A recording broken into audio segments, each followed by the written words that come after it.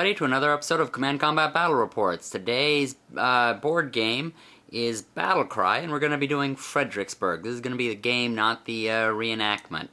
So, what we got here, just to give you a sense of what's going on at the beginning of the battle, this is the town of Fredericksburg. The Union has crossed over this bridge, taken the town. The Confederates sniped them from the various buildings as they were marching in, but then had to pull back to these hills called Marie's Heights. Now they have a bunch of artillery just crowning the heights, and their infantry was 7 layers deep, meaning 7 men to one spot. I mean, they were right behind what it actually was this stone wall, and this it's represented as a just defenses. Anyway, so that's on one side. In the middle, it's kind of blank on both sides, and on the right you have Jackson, and he's got horse artillery right here. Versus the Union, which is out here in the open with a bunch of artillery, and they're going to try to take one of those sides. The Confederates get 6 cards, the Union gets 4.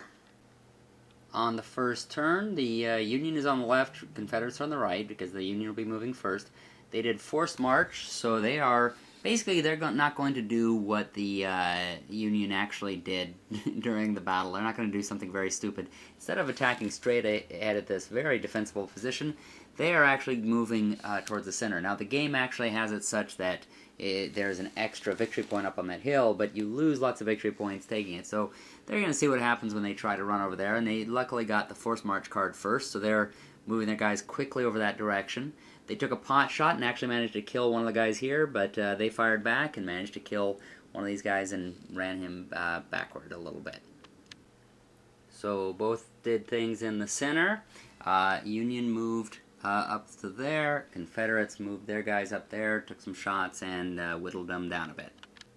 Alright, so the Union continues to try to move its guys across, but the Confederates used attack in the center, moved these guys up, shot and took out that unit, and now they have a victory point. Actually, I think that this should be over here. That counts as the Confederate victory points.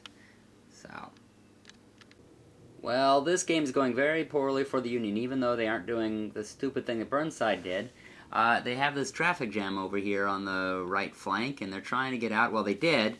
There was a unit right there. They couldn't get across. They couldn't without going out into this field and getting shot up. So they did this scout in the left flank, which means just one unit fires or is activated over here. They fired the artillery over here but didn't hit anything. But at least they got to grab 2 cards, so hopefully they'll have something that will allow them to move out and get past there. Anyway, meanwhile, the Confederates did hold the position, so they fired from here. Everybody in that section got to fire, and they just completely blasted out that unit right there that was in the field. Well, a big sigh of relief for the Yankees. They decided to move 3 of their units out of that town to get them moving across. The Confederates played bombard, which means their artillery, 2 artillery units get to fire twice. They had this guy on 2 each, and they rolled this, which means they didn't hit squat. So they had 4 shots to get that Union unit and didn't get anything. So Union did leadership, which caused these guys to move up, these guys to move to the side, and these guys who were the target to move over to here. They were here, they moved here. Confederates played probe in the center, which meant these guys moved up in here, shot them, pushed them back, and they also shot from there and took out a guy. Well, the Yankees are starting to come back. This general right here, it's Sumner. He moved his guys up, attacked the woods there. They didn't have enough to retreat, make them retreat and take the ground, but he did whittle them down a bit. And then Jackson's horse artillery went up to this hill, took a pot shot at them, but missed.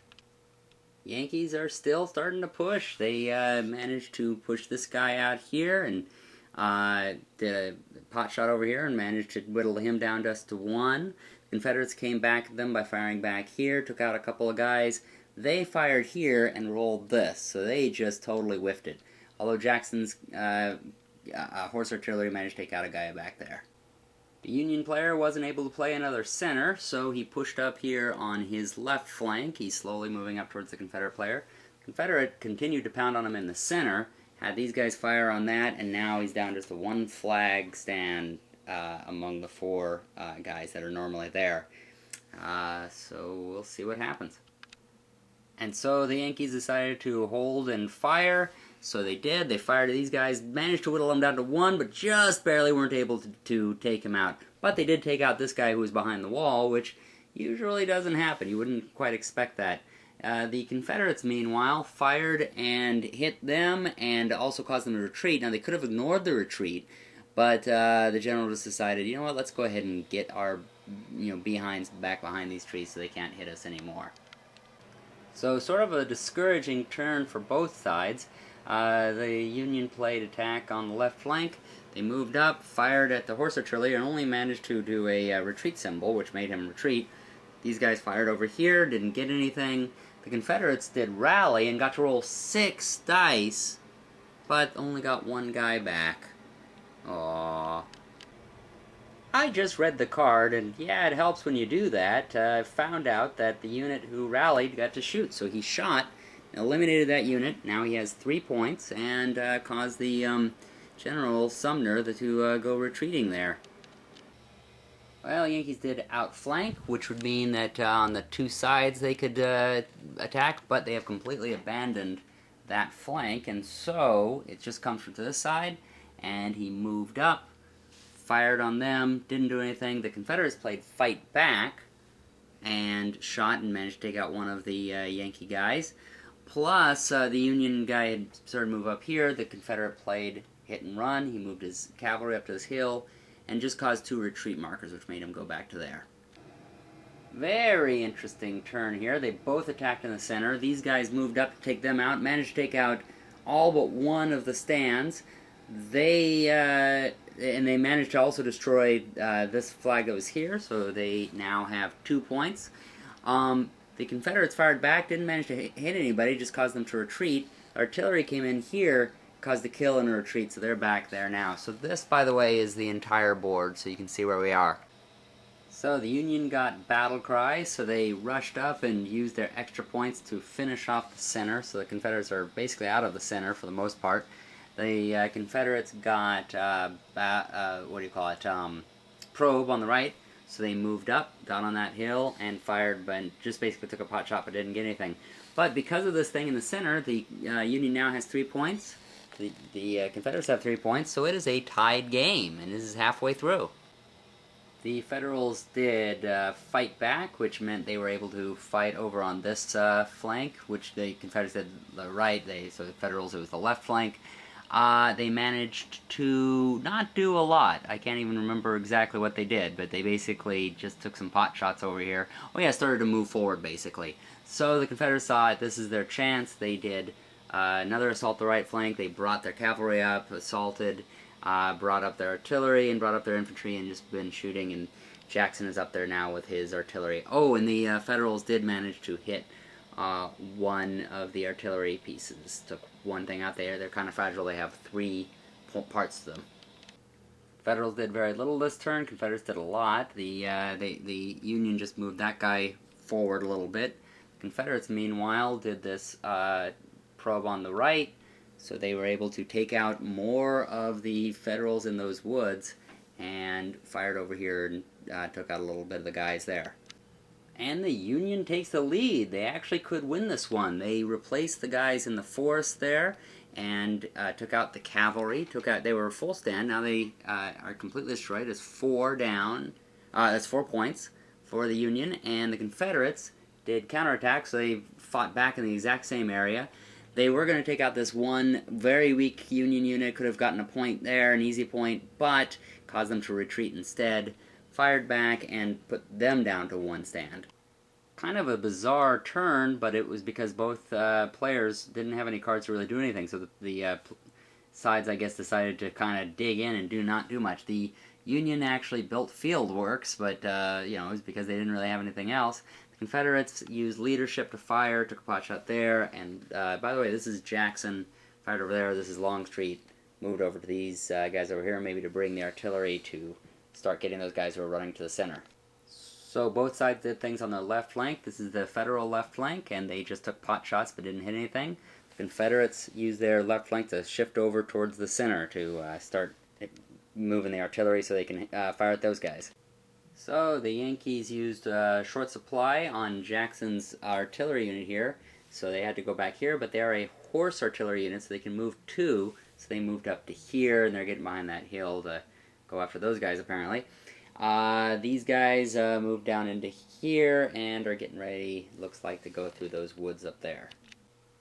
Well, the Union used that flank to move up here on the right up to here, taking the chance that Jackson wouldn't be able to move, but he did. He moved his horse artillery up here, and since it's horse artillery again, it gets to move and fire, so it blasted them.